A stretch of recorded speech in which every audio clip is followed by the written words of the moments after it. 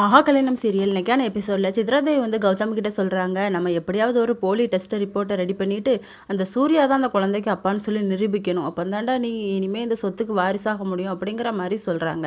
அதுக்கப்புறம் கோடீஸ்வரியும் அழகியும் விளையாண்டுட்டு இருக்காங்க. அப்போ அனாமிகா வந்து அந்த வழியா ஜூஸ் கொண்டு போறாங்க.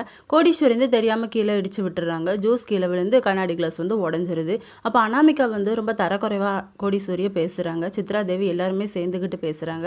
அப்போ கரெக்டாக சூர்யா வந்துடுறாங்க. எங்கள் அத்தையை பேசுறதுக்கு உங்களுக்கு எவ்வளோ தைரியம் இருக்கணும், உங்ககிட்ட மன்னிப்பு கேளா நம்பிக்கை அப்படிங்கிற மாதிரி சொல்கிறாங்க.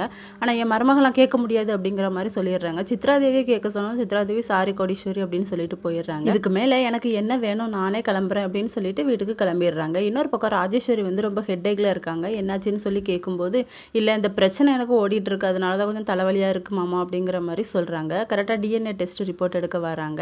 அப்போது சூர்யா வந்து சொல்லிடுறாங்க, யாருக்குமே எடுக்காண்டா அப்படின்னு சொல்லிட்டு எல்லாருமே ஷாக் ஆகி நின்று பார்த்துட்டு இருக்காங்க. இதோட நெக்கான எபிசோடு முடியுது.